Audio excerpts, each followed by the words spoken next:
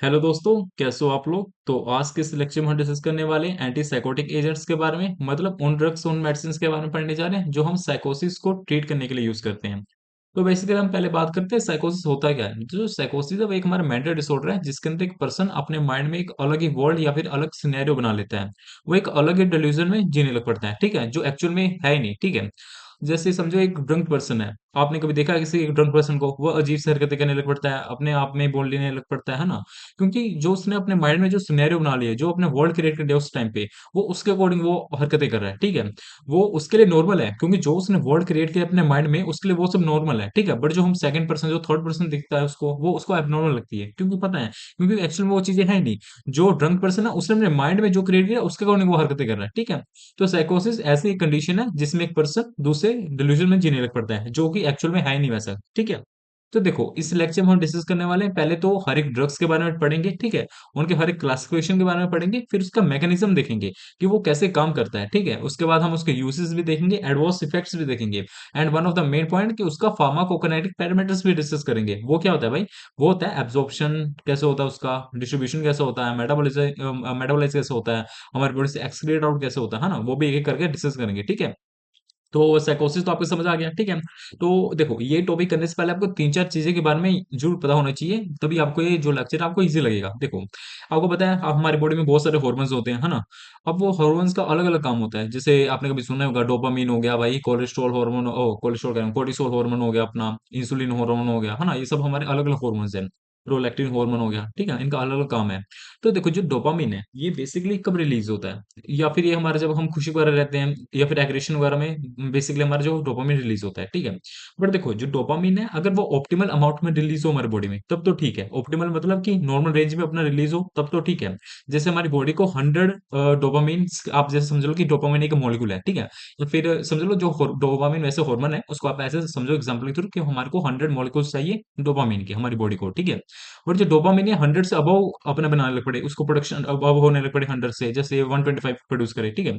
उससे क्या होगा, देखो अगर डोपामिन अपने नॉर्मल रेंज से ज्यादा भी प्रोड्यूस हुआ, अपने नॉर्मल रेंज से कम भी प्रोड्यूस हुआ, या फिर नॉर्मल नॉर्मल रेंज से ज्यादा एक्शन दिया, या फिर अपने नॉर्मल रेंज से कम एक्शन दिया, तो वो कुछ गड़बड़ करेगा हमारी बॉडी में। अगर डोपामिन ज्यादा रिलीज हुआ हमारी बॉडी में, ठीक है, देखो आपको सबको पता है कोई भी ड्रग हो कोई भी हार्मोन हो अपने रिसेप्टर पे बाइंड होकर कोई भी एक्शन देता है, ठीक है। तो अगर डोपामिन हमारा ज्यादा बना तो वो ज्यादा अपना रिसेप्टर पे बैठेगा, है ना, तो ज्यादा एक्शन देगा। तो देखो जो अगर डोपामिन अपना नॉर्मल रेंज से ज्यादा रिलीज हुआ तो वो साइकोसिस कंडीशन करेगा, मतलब वो हेलुसिनेशन करेगा, एक अलग डिल्यूजन बनाएगा, ठीक है, ऐसा करेगा। किसमें, जिसको हम ओवरऑल बोलते हैं साइकोसिस कंडीशन, ठीक है। जब डोपामिन हद से ज्यादा निकलेगा, ठीक है। बट अगर डोपामिन हद से कम निकला, जितना उसको चाहिए था, जितना उसका नॉर्मल रेंज था 100 रेंज था उसका, उससे कम बना, तो हमारे को कुछ ईपीएस साइड इफेक्ट्स करेगा। ईपीएस क्या होता है, एक्स्ट्रा पैराडाइमल साइड इफेक्ट्स, ये सब होगा। अब ये क्या होता है भाई, देखो आपने कभी पार्किंसन डिसीज का समझा है, जिसमें हाथ वगैरह ऐसे थोड़े कांपने वगैरह लगते हैं, कभी आपने देखा होगा शिवरिंग वगैरह होने पड़ती है। जैसे आप समझो कि अगर डोपामिन 100 से कम बना, मतलब कि नॉर्मल रेंज से ऑप्टिमल रेंज है उसका, उससे कम बना, तो वो हमारे ईपीएस साइड इफेक्ट्स करेगा, मतलब कि एक्स्ट्रा पैरानोमल इफेक्ट्स बने इफेक्ट्स करेगा, ठीक है। जैसे पार्किंसन वगैरह हो गया, बहुत सारे होते हैं, आगे डिस्कस करेंगे, ठीक है। तो ये हो गया। अब तीसरी बात हम बात करते हैं कि एक होता है अपना, आपको पता होगा कि हमारी बॉडी में बहुत सारे पाथवेज होते हैं। बट बेसिकली हम एंटी साइकोटिक एजेंट्स कहाँ एक्ट करते हैं, हमारे माइंड में एक्ट करेंगे, हमारे ब्रेन में एक्ट करेंगे, आपको पता होगा, क्योंकि उसने ब्रेन में अलग डिल्यूजन बनाया है, ठीक है। तो ऑब्वियसली जो एंटी साइकोटिक एजेंट्स होंगे वो हमारे ब्रेन में एक्ट करेंगे, ठीक है। तो जो ब्रेन है उसके अंदर भी बहुत सारे पाथवेज होते हैं, हर एक हार्मोन का अलग पाथवे है जिसके थ्रू वो काम करता है, ठीक है। बट देखो आपको डोपामिन किस में बात कर रहे हैं, क्योंकि डोपामिन की वजह से हमारे को साइकोसिस हो रहा है ना, हमारे तो मेन कंडीशन मेन प्रॉब्लम वही है ना, डोपामिन, ठीक है, उसका ज्यादा प्रोटेक्शन होना या फिर उसका ज्यादा एक्शन होना। तो देखो जो डोपामिन है वो चार रास्तों पे चलता है, रास्तों पे चलना मतलब चार रास्तों से काम करता है, हाँ, ठीक है। उन रास्तों तो जैसे आपको उन रास्तों के नाम बताता हूँ, जैसे कि आपने कभी सुना हो मिजोलिम्बिक रास्ता हो गया, ठीक है। एक होगा नाइग्रोस्ट्राटल पाथवे होगा, मतलब आप रास्ता समझ लो, नाइग्रोस्ट्राटल हो गया। एक आपने कभी सुना हो अपना मिजोकॉर्टिकल हो गया, या फिर एक अपना ट्यूबरो इन्फंडिबुलर हो गया, ठीक है। ये सब हमारे चार पाथवेज हैं, ठीक है, चार पाथवे कहो या चार रास्ते कहो, ठीक है। इसके ऊपर क्या होता है, देखो बेसिकली क्या होता है कि ये जो रास्ते होते हैं इनके ऊपर हमारे डी टू रिसेप्टर्स हैं। अब डी टू रिसेप्टर्स क्या हैं? देखो डी टू रिसेप्टर होते हैं हमारे, जो जिसके ऊपर अपना डोपामिन बैठ के काम करता है, ठीक है ना। अब देखो, अब जो अपना डोपामिन है, अगर वो डी टू रिसेप्टर पर बैठेगा ही नहीं तो एक्शन कैसे देगा, फिर साइकोसिस कैसे होगा। अगर वो एक्शन दिया ही नहीं तो साइकोसिस हो ही नहीं सकता, हेलुसिनेशन हो ही नहीं सकता, है ना। एक तो ये अपना रास्ता उसको ट्रीट करने का। अपना दूसरा रास्ता है कि अगर अपना जो डोपामिन है उसका प्रोडक्शन को अपन सप्रेस कर दे, मतलब उसका प्रोडक्शन होने ही ना दे उतना ज्यादा जितना वो साइकोसिस कर पाए। जैसे समझो, अगर प्रोडक्शन उसका 125 मॉलिक्यूल्स हो रहा है, अगर हम उसको डिक्रीज करके 100 कर दें तो फिर तो अपना साइकोसिस नहीं होगा ना। तो देखो, हमारे यही दो रास्ते होते हैं बेसिकली। एक तो या फिर हम उसको डी टू रिसेप्टर में बैठने ना दें, या फिर उसको अपना प्रोडक्शन उसकी रोक दें, थोड़ा कम कर दें, ठीक है। अब देखो, मैंने यहाँ पे ये क्यों बोला कि डी टू रिसेप्टर नहीं, देखो आपने, अगर मैंने वहां पे बोला डी टू रिसेप्टर पे बाइंड करके अपना एक्शन देगा, तो इससे पहले डी वन रिसेप्टर भी तो होगा ना। बट मैंने डी वन रिसेप्टर पे बोला नहीं कि वो बैठ के अपना ब्लॉक कर सकता है। क्यों? क्योंकि डी वन रिसेप्टर का अभी तक ब्लॉकर आया नहीं है, ठीक है। जितने भी एंटी साइकोटिक एजेंट्स होते हैं, जितना भी अपना डोपामिन ब्लॉकर्स होते हैं, वो डी टू रिसेप्टर पे बैठ के ही ब्लॉक करेंगे, ठीक है। अब ये जो चार रास्ते मैंने बताए, इनके ऊपर उनके डी टू रिसेप्टर्स प्रेजेंट होते हैं, जिसके ऊपर वो बैठकर अपना एक्शन शो करते हैं, अपने डी टू ब्लॉकर्स, जिनको हम अपना एंटी साइकोटिक एजेंट्स में पढ़ने वाले हैं, ठीक है। तो इसमें एक और बात याद रखिएगा, जो ये चार रास्ते हैं, इनके रास्ते का अलग अलग काम है। जो मिजोलिम्बिक का रास्ता हो गया, इसका अलग काम है। जैसे ट्यूबरो इन्फेंडिबुलर हो गया और मिजोलिम्बिक पाथवे हो गया, ठीक है। इन दोनों पाथवे का ऑलमोस्ट काम एक जैसा है। बट जो हमारा दूसरी साइड जो नाइग्रोस्ट्रेटल पाथवे है और एक अपना जो मेसोकोर्टिकल पाथवे है, ठीक है, इन दोनों का अलग काम है, ठीक है। मतलब ये दो एक पेयर में हो गया, वो दो एक पेयर में होगा। अभी आपको कुछ समझ नहीं आ रहा होगा, है ना। थोड़ा भी पेशेंस बनाए रखिए, आपको लास्ट तक पूरा क्लियर हो जाएगा, ठीक है। अभी मैं आपको बस इंट्रो दे रहा हूँ, ठीक है, कि आपको आगे वाली चीजें थोड़ा क्लियरिफाई हो जाए, ठीक है। आपको ये पता लग गया कि दो रास्ते ये हो गए, दो रास्ते वो हो गए, पेयर में है, ठीक है। इन दोनों का एक जैसा काम होगा, उन दोनों का एक जैसा काम होगा, ठीक है। अब हम बात करते हैं प्रोलैक्टिन की। अब प्रोलैक्टिन क्या होता है? ये भी हमारा हार्मोन है, ठीक है। अब देखो, जो प्रोलैक्टिन है उसका एंटागनिस्ट क्या है? जैसे मैंने आपको अब जैसे पैराथायरॉयड, जो पैराथायरॉयड हार्मोन्स थे, पैराथायरॉयड ग्लैंड हार्मोन्स थे, मैंने उसमें आपको बताया था जो प्रोलैक्टिन है उसका एंटागनिस्ट होता है अपन डोपामिन, डोपामिन, ठीक है। जो डोपामिन की प्रोडक्शन ज्यादा होगी तो प्रोलैक्टिन की प्रोडक्शन कम हो जाएगी। बट अगर जो डोपामिन की प्रोडक्शन कम होगी तो प्रोलैक्टिन की प्रोडक्शन ज्यादा हो जाएगी, मतलब ऑपोजिट है, ठीक है। तो देखो, अब इस ये बात क्यों कही मैंने, ये आपको आगे काम आएगा क्यों, ठीक है। अब आपको थोड़ा बहुत क्लियर हो गया होगा। अब हम बात करते हैं इसकी डेफिनेशन के बारे में। डेफिनेशन तो ऑलमोस्ट आपको क्लियर हो गया होगा। Antipsychotic agents are the drugs which are used to treat साइकोसिस by reducing hallucination, delusion, abnormal thinking and agitations. They mainly work by blocking dopamine D2 receptor. D2 receptor की बात कर रहे हैं, D1 रिसेप्टर पर कोई ब्लॉकर नहीं आया अभी तक, ठीक है। D2 पे बाइंड करेगा तो उसको ब्लॉक करेगा, ठीक है। इसकी क्लासिफिकेशन देखो, ये बेसिकली हमारे दो क्लास में इसको डिफाइन किया गया है। मतलब कौन कौन से, एक हमारा है सेकंड जनरेशन, एक हमारा फर्स्ट जनरेशन है। फर्स्ट जनरेशन वाले को अपन लोग टिपिकल या फिर क्लासिकल एंटीसाइकोटिक्स भी बोल सकते हैं। देखो, आपको एग्जाम में एक इंडिविजुअल टॉपिक भी ये आ सकता है कि क्लासिफाई द अपना typical antipsychotic agents, give a detail note on typical antipsychotic agents, या फिर give a detail notes on first generation, ठीक है। ऐसे कुछ भी पूछ सकता है, सेकंड जनरेशन भी पूछ सकता है, फर्स्ट जनरेशन भी पूछ सकता है, ठीक है। जो हमारे फर्स्ट जनरेशन है उसके अंदर हमारे तीन क्लास आते हैं। एक आते हैं हमारे फिनोथाइजिन, एक हमारा आता है ब्यूटाइरोफिनोस, एक होता है थायोजेंथीन्स, ठीक है। जो अदर्स है इसको मिसलेनियस बोलो या कुछ भी बोलो, ठीक है। इसका मतलब कि ये थोड़ा बीच में है काम है, ठीक है। इसको आप चाहे नाम लिखो तभी चलेगा, ठीक है। बस ये तीनों को जरूर याद रखिएगा, ठीक है। उसके बाद हम बात है सेकंड जनरेशन का, इसका एक ही क्लास है, ठीक है। D2 5H2 ब्लॉकर्स, ठीक है। अभी मैं आपको इसको कुछ नहीं बताऊंगा, आगे आप पढ़ोगे तो आपको क्लियर हो जाएगा, ठीक है, क्योंकि लंबी वीडियो हो जाएगी अगर मैं इंडिविजुअल बताऊंगा, ठीक है। अब हम पहले बात करते हैं टिपिकल की, फिर हम बात करेंगे एटिपिकल की। देखो, अगर आपको 5 मार्क्स में कोई भी क्वेश्चन आता है, इसके ऊपर बस आपको टिपिकल लिखना है और एटिपिकल लिखना है। ए टिपिकल हो गया, ये अपना ए टिपिकल हो गया, बस यही दो लिखना है। बट अगर आपको 10 मार्क्स में 15 मार्क्स में आता है, फिर आपको टिपिकल के जो आगे तीन पार्ट्स है ना, जो टिपिकल के आगे मैंने तीन क्लास है, जैसे फिनोथाइजिन, इन सबका भी अपना मैकेनिज्म अपना इंडिविजुअली लिखना है, ठीक है। इससे लेंथ भी बनेगी और एक अपना जो एग्जाम टेस्ट वगैरह चेक कर रहा होगा उस पर भी अच्छा इंप्रेशन पड़ेगा, ठीक है। तो हम पहले बात कर लेते हैं टिपिकल की, इसका क्या भाई, क्या काम है, ठीक है, ये कैसे अपना काम करता है। मैकेनिज्म शुरू होने वाले हैं, ध्यान से देखिएगा। टिपिकल एंटीसाइकोटिक्स हमारी फर्स्ट जनरेशन एंटीसाइकोटिक्स है, हमें पता लग गया ये 1950s में आई, ठीक है। क्लोरप्रोमाजीन हमारा पहला ड्रग है, याद रखिएगा, क्लोरप्रोमाजीन। ये आपको कभी बाई चांस एमसीक्यू वगैरह में भी आ सकता है, जीपैट या फिर नाइपेट वगैरह में, ठीक है। तो उसके बाद हमारे जो these are mainly effective against the positive symptoms of schizophrenia such as hallucination and delusion. अब आप बोलोगे पॉजिटिव सिम्टम्स मतलब, देखो अगर इतना समझो, अगर डोपामिन ज्यादा रिलीज हुआ तो वो पॉजिटिव सिम्टम शो करेगा। अगर डोपामिन एक नॉर्मल रेंज से कम प्रोड्यूस हुआ, कम रिलीज हुआ, कम एक्शन दिया, तो वो नेगेटिव सिम्टम्स देगा। पॉजिटिव सिम्टम्स कैसे, हेलुसिनेशन हो गया, उसको डिल्यूजन हो गया, ठीक है, ये हमारे पॉजिटिव सिम्टम्स होते हैं। नेगेटिव सिम्टम्स मतलब उसका मोटिवेशन लेवल को हो गया, थोड़ा डिप्रेस होगा, ये हमारे नेगेटिव सिम्टम्स होते हैं, ठीक है। अगर मतलब 100 मॉलिक्यूल्स चाहिए, अगर 100 से अबव हुआ तो पॉजिटिव सिम्टम आएगा, अगर 100 से बिलो हुआ तो अपना नेगेटिव सिम्टम आएगा, ठीक है, उसका ऑप्टिमल रेंज में नहीं तो उसके नीचे आएगा तो नेगेटिव सिम्टम होगा। थोड़ा क्लियर हो गया? ठीक है। तो ये क्या बोल रहे हैं? दीज़ आर ड्रग्स, मतलब ये किसके अगेंस्ट इफेक्टिव है? मोस्टली हमारे पॉजिटिव सिम्पटम्स के अगेंस्ट इफेक्टिव है। तो यहाँ से क्या आपको क्लियर हुआ? पॉजिटिव सिम्पटम मतलब कि अगर ज़्यादा मॉलिक्यूल्स बने हैं, तभी तो पॉजिटिव सिम्पटम आया अपना। तो ऑब्वियसली जहाँ पे ज़्यादा बन रहे होंगे उसको अपना ज़्यादा बनने नहीं देगा, या फिर ज़्यादा बने तो उनको एक्शन नहीं देने देगा, अपना रिसेप्टर पे बाइंड नहीं करने देगा उन लोगों को, ठीक है? तो ये हमारे पॉजिटिव सिम्टम्स के अगेंस्ट इफेक्टिव है, ठीक है? अपने नेगेटिव के अगेंस्ट इफेक्टिव नहीं है। इनको हम अपना डिप्रेशन वगैरह में नहीं दे सकते, याद रखिएगा, ठीक है? यहाँ पे एक और बात बोली गई है, their main action is strong blockade of dopamine D two receptors in the brain. Because of this strong dopamine blockade they commonly produce extra penal side effects. यहाँ पे बात आई गई, देखो इसने बोला कि जो अपने डी2 रिसेप्टर है, इनको बहुत जोर से ब्लॉक करते हैं, मतलब डी2 रिसेप्टर को इतनी जोर से ब्लॉक कर देते हैं कि वो नेगेटिव में चले जाते हैं, मतलब जिसकी वजह से क्या होता है, हमारे को एक्स्ट्रा पेरिडोमल साइड इफेक्ट्स आ जाते हैं। वो क्या होता है ईपीएस? देखो ऐसे समझो, अब आपको समझो जो हमारे एक रिसेप्टर है, ठीक है, आप समझो हमारे रिसेप्टर है, हमारे 100 रिसेप्टर है, 100 रिसेप्टर, ठीक है, हमारे 100 मॉलिक्यूल्स हैं डोपामिन के, ठीक है, जिनको चाहिए, हमारी बॉडी को चाहिए 100 मॉलिक्यूल्स डोपामिन की रोज के लिए, ठीक है, जो उसका नॉर्मल रेंज है, ऑप्टिमल रेंज है, ठीक है। तो ऑब्वियसली हमारा एक मॉलिक्यूल जो अपना एक रिसेप्टर पे बाइंड होकर काम करेगा, तो 100 रिसेप्टर्स उनके लिए, ठीक है, 100 रिसेप्टर है और 100 मॉलिक्यूल्स है डोपामिन के, ठीक है। तो क्या हुआ, देखो इसमें क्या हुआ कि पॉजिटिव सेंटर में क्या हुआ कि जो 100 मॉलिक्यूल्स थे, अब वो 125 मॉलिक्यूल्स हो गए हैं, ठीक है, डोपामिन के 125 मॉलिक्यूल्स हो गए हैं, बट जो रिसेप्टर्स हैं वो 100 ही हैं, ठीक है। देखो जो अपना डोपामिन ज्यादा हो गया, तभी तो अपना साइकोसिस हुआ, तभी तो हमारे को पॉजिटिव सिम्टम आया, है ना? तो ये क्या होगा, जब हमने टिपिकल ड्रग्स दिए, अपने टिपिकल एंटीसाइकोटिक ड्रग्स दिए, उन्होंने ड्रग्स को बाइंड नहीं होने देना था अपना रिसेप्टर के ऊपर, बट 25 डोपामिन को ही इनको ब्लॉक करना था, क्योंकि 25 डोपामिन के मॉलिक्यूल्स ही चाहते थे। बट इन्होंने क्या किया, इन्होंने समझ लो कि इन्होंने अपना 50 को ब्लॉक कर दिया, मतलब 50 डोपामिन्स को बैठने नहीं दिया उनके रिसेप्टर पे, जिसकी वजह से क्या हुआ, अगर 50 नहीं बैठे तो नेगेटिव सिम्टम की तरफ चला गया ना, तो मतलब कि 75 डोपामिन ही एक्टिवेट हुए ना, मतलब 75 डोपामिन ही अपने रिसेप्टर पे बैठ के अपना काम दिए ना, बट हमारे को हमारी बॉडी को तो 100 चाहिए था। हमें पता है अगर 100 से कम हुआ तो अपने को नेगेटिव सिम्टम आएगा, नेगेटिव सिम्टम डिप्रेशन, अपना लो मोटिवेशन वगैरह, ठीक है।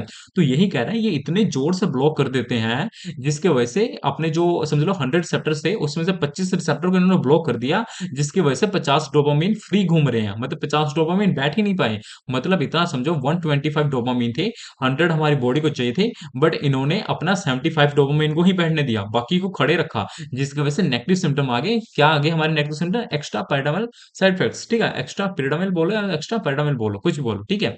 अब हम बात करते हैं इसका मैकेनिज्म, जिसके थ्रू आपको और क्लियर हो जाएगा। इन साइकोसिस there is excess dopamine activity in mesolimbic pathway. यहाँ पे ध्यान से दीजिए, यहाँ पे कौन सी पाथवे की बात की है? मीजोलिम्बिक पाथवे के बारे में। जो मीजोलिम्बिक अपना जो मीजोलिम्बिक पाथवे था, और एक हमारा जो यहाँ पे आपने एक और मैंने जिसमें बात बताई थी कि एक हमारा नाइरोस्ट्रेटल है, ये अलग है। जो मीजोलिम्बिक पाथवे था, और एक जो हमारा एक हमारा जो ट्यूबरो इनफंडिबुलर पाथवे था, ये दोनों सेम है। ट्यूबरो इनफंडिबुलर पाथवे और मीजोलिम्बिक पाथवे का ऑलमोस्ट काम एक जैसा है, और जो अपना बाकी दो हैं उनका एक जैसा काम है, ठीक है। तो इसमें क्या होता है कि जो एक्सेस डोपामिन एक्टिविटी था, जो अपना मेसोलिम्बिक पाथवे में जो हमारी एक्सेस डोपामिन की एक्टिविटी थी, उनको ये ब्लॉक कर देता है। कैसे ब्लॉक करता है? डी2 रिसेप्टर को ब्लॉक करके, उनकी एक्शन को ब्लॉक कर देता है, ठीक है। बट हमें इतना भी पता है कि ये बहुत जोर से ब्लॉक कर देता है, जिसकी वजह से क्या होता है कि अपना नेगेटिव सिम्टम शो होता है। बट ऐसा एक्चुअल में कैसे होता है? देखो, आप समझो कि हमारे चार रास्ते हैं, एक रास्ता, एक गली नंबर एक, गली नंबर दो, गली नंबर तीन, गली नंबर चार, ठीक है। इसका काम था कि गली नंबर दो, एक और दो को ब्लॉक करना, ठीक है। बट ये क्या हुआ, जो टिपिकल एंटीसाइकोटिक्स थे, इसने क्या किया, गली नंबर 3 में भी जाके अपना थोड़ा बहुत ब्लॉक कर दिया। अब गली नंबर 3 इसका नहीं, एरिया नहीं था, गली नंबर 1 और गली नंबर 2 ही इसका एरिया था। जो गली नंबर 3 में ये घुस के ब्लॉक करके आया रिसेप्टर्स को, वो इसका एरिया नहीं था, जिसकी वजह से हमारे को साइड इफेक्ट आया। देखो कैसे, typical antipsychotics selectively bind to block dopamine D2 receptors. Blocking D2 receptors prevent dopamine from activating postsynaptic neurons. Obviously, अगर D2 receptors bind D2 receptor block हो गए हैं, तो डोपामिन अपना नहीं बैठा, और जिसकी वजह से अपना पोस्टसिनेप्टिक न्यूरॉन्स की एक्टिवेशन नहीं हो पाई, ठीक है। अब यहाँ पे क्या हुआ, dopamine neuro transmission is a mesolimbic pathway decrease, जिसकी वजह से मेसोलिम्बिक पाथवे में जो इनका काम था वो रिड्यूस हो गया, मतलब कि अपना डोपामिन बैठ नहीं पाया डी2 रिसेप्टर पे, कौन से पाथवे में? मेसोलिम्बिक पाथवे में, ठीक है। They reduce the positive symptom, जिसकी वजह से पॉजिटिव सिम्टम हमारे जो हेलुसिनेशन डिल्यूजन वगैरह होते वो रुक गए, ठीक है। बट यहाँ पे एक और इन्होंने एक सिक्स पॉइंट पे यहाँ पे बात की है, these drugs also block D two receptor in the नाइग्रोस्ट्राइटल pathway, जो कि हमारे गली नंबर 3 था। उन्होंने बोला कि डी टू रिसेप्टर थे जो गली नंबर 3 में थे, उनको भी ब्लॉक कर दिया, जिसकी वजह से क्या हुआ अपने को, जिसकी वजह से ईपीएस हो गया, एक्स्ट्रा पैराडामल इफेक्ट्स हो गए, जिसकी वजह से पार्किंसन, ये सब हमारे नेगेटिव सिम्टम्स हैं। पार्किंसन हो गया, डेस्टोनिया हो गया, अकैथसिया हो गया, ठीक है, ये सब हमारे क्या है, ये सब हमारे नेगेटिव साइड इफेक्ट्स हैं, ठीक है। ठीक है, अब आपको पता लग गया इसने गली नंबर 1 और गली नंबर 2 के D2 रिसेप्टर को ब्लॉक करने थे। बट इसने थोड़े बहुत अपने गली नंबर 3 के भी ब्लॉक कर दिए, जो कि गली नंबर 3 और गली नंबर 4 अलग है गली नंबर 1 और गली नंबर 2 से। इसकी वजह से क्या हुआ? अपने को नेगेटिव सिम्पटम्स आ गए। थोड़ा क्लियर हुआ? इसने बट गली नंबर 1 और गली नंबर 2 के रिसेप्टर को ब्लॉक करके पॉजिटिव सिम्पटम को कंट्रोल कर दिया। ठीक है? यहाँ पे आपको रीड करोगे, आपको थोड़ा क्लियर हो जाएगा। एक बार फिर से रीड करना, ठीक है? अब देखो आपको इतना तो पता लग गया। अब यहाँ पे बोले D2 receptor block in the tuberoinfundibular pathway, increase prolactin secretion. यहाँ पे बात एक और होगी, यहाँ पे प्रोलैक्टिन आ गया है काम में। वो कैसे एक्शन में प्रोलैक्टिन कैसे आ गया? देखो इसने बोला जब हमारे जो अपना ट्यूबरो इनफंडिबुलर पाथवे था, जो गली नंबर 2 था, गली नंबर 1 हमारा क्या था? मेसोलिम्बिक। जो गली नंबर 2 था ट्यूबरो इनफंडिबुलर पाथवे था, जो अपना गली नंबर 2 था। जब इसके रिसेप्टर्स को उन्होंने ब्लॉक किया ना, तो उन्होंने आगे आप समझो कि उन्होंने आगे इन रिस्पॉन्स उन्होंने क्या किया? प्रोलैक्टिन की सिक्रीशन इंक्रीज होगी। हमें पता है D2 जब हमारा डोपामिन कम होगा तो प्रोलैक्टिन आगे होगा, जिसकी वजह से हमारा प्रोलैक्टिन सिक्रीशन ज्यादा होगी। अब हमें पता है जो प्रोलैक्टिन सिक्रीशन है वो क्या करेगा? प्रोलैक्टिन हार्मोन क्या करेगा? वो ग्लैक्टोटोरिया करेगा या फिर गैनोकोमेस्टिया करेगा। गैनोकोमेस्टिया क्या होता है? मेल बूब्स, आपने कभी सुना होगा, जिसका ऑपरेशन वगैरह होता है, उसका कोई भी मेडिसिन नहीं आ सकता। गैनोकोमेस्टिया का उसका ऑपरेशन नहीं है, ठीक है? तो ये हो रहा है कि अगर जो अपने ड्यूरोसेप्टर्स हैं जिनको ब्लॉक किया उसने टिपिकल एंटीसाइकोटिक्स ने ग्रेड नंबर 2 में, जिसके रिस्पॉन्स में क्या हुआ कि अपना प्रोलैक्टिन सिक्रीशन इंक्रीज होगा। जैसे मैंने आपको पहले बताया था, अगर डोपामिन इंक्रीज होगा तो अपना प्रोलैक्टिन डिक्रीज होगा, अगर डोपामिन की सिक्रीशन डिक्रीज होगी तो प्रोलैक्टिन इंक्रीज होगा। प्रोलैक्टिन हमारी बॉडी में बढ़ गया, जिसकी वजह से ये सब कुछ हमारे को सेक्सुअल डिसफंक्शन वगैरह हो गए, ठीक है?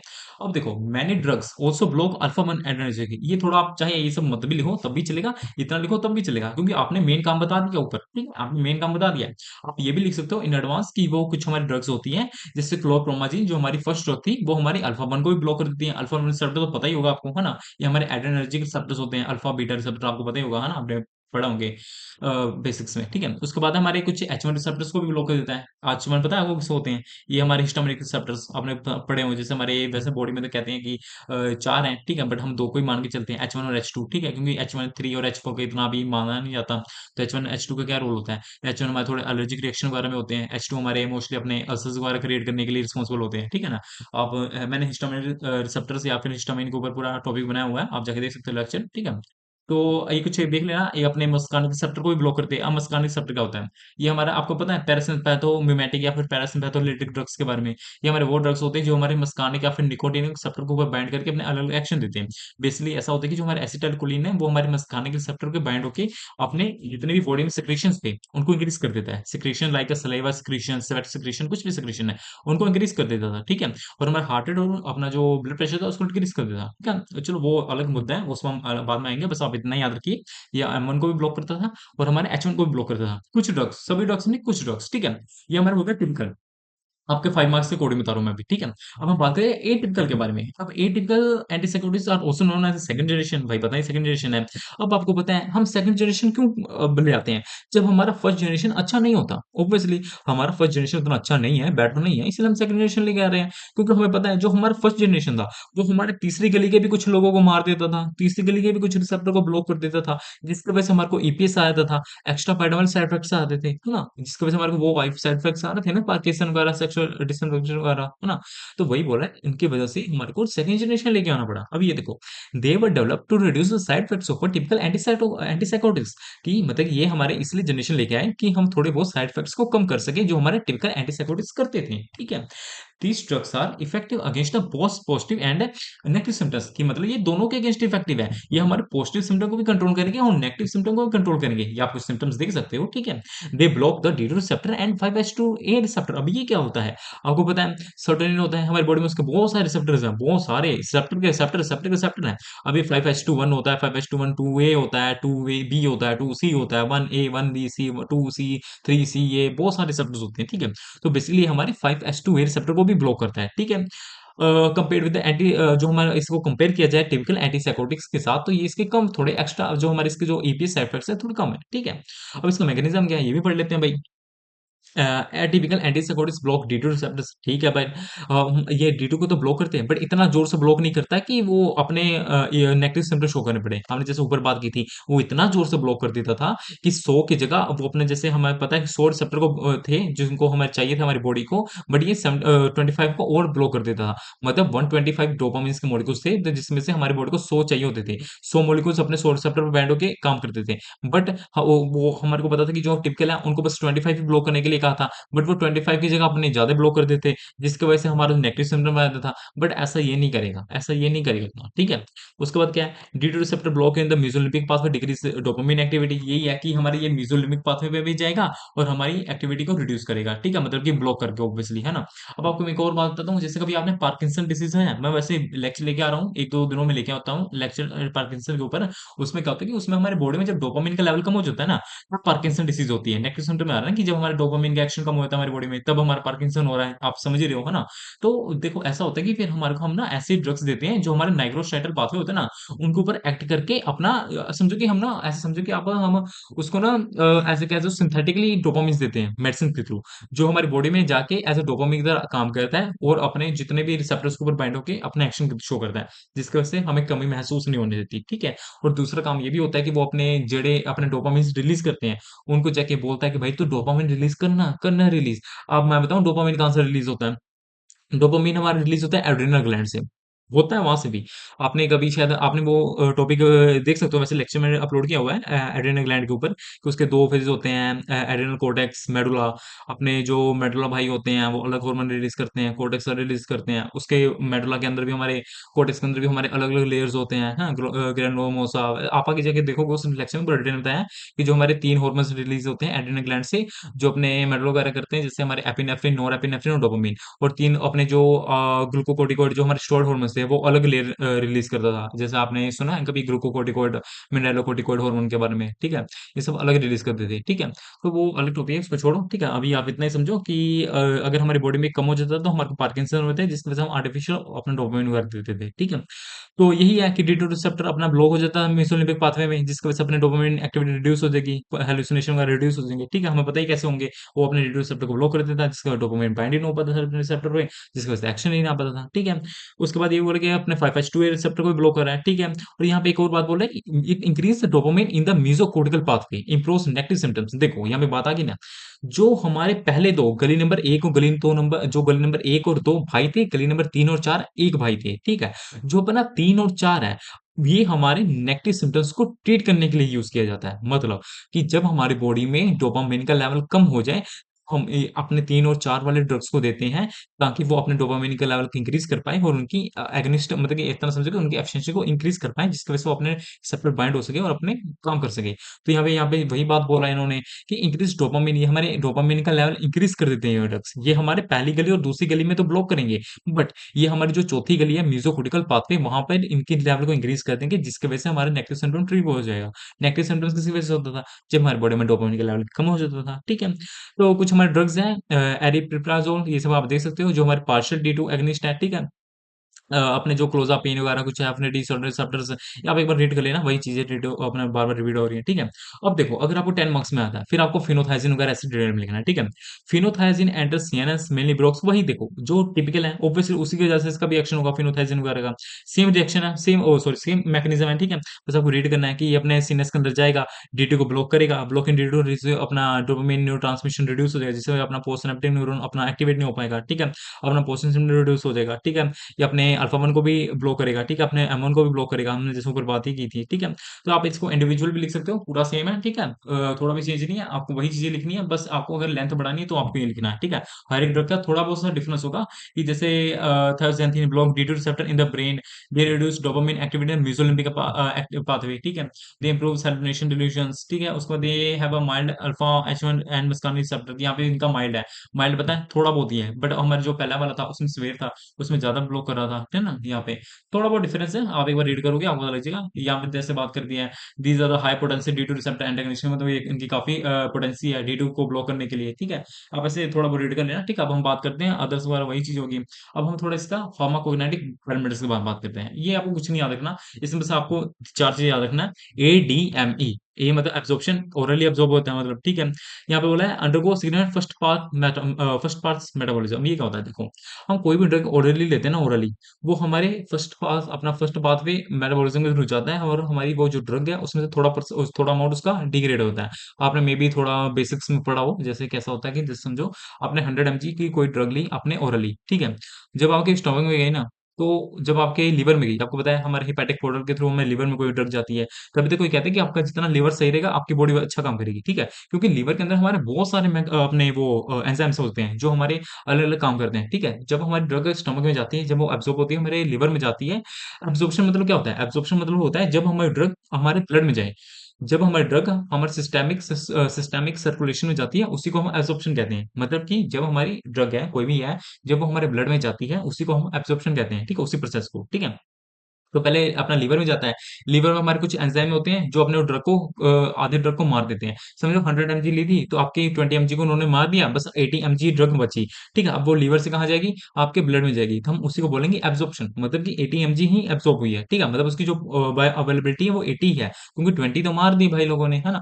तो ऐसे समझो, ठीक है। उसमें डिस्ट्रीब्यूशन क्या है, हाईली लिपिड सोल्यूबल। आपको पता है अगर लिपिड सोल्यूबल है तो ऑब्वियसली ये अपना लिपोफिलिक इन नेचर होगा। अगर लिपोफिलिक इन नेचर है तो ये कोई भी मेम्ब्रेन को क्रॉस कर देगा। मेम्ब्रेन क्या होता है, जो हमारे सेल के इर्द-गिर्द होता है, जिसको प्रोटेक्ट करता है। आपको पता ही होगा हमारे जो ब्लड ब्रेन बैरियर होता है, अपना जो अपना प्लेसेंटा वगैरह होता है, ये सब भी एक मेम्ब्रेन है, ये इसको भी इज़िली क्रॉस कर देता है, ठीक है? इसलिए जिसकी वजह से क्या होता है, ये हमारे अपने ब्लड ब्रेन को क्रॉस कर देगा, हमारे ब्रेन में पहुँच जाएगा, प्लेसेंटा को क्रॉस करके हमारे fetus में पहुँच जाएगा, ठीक है?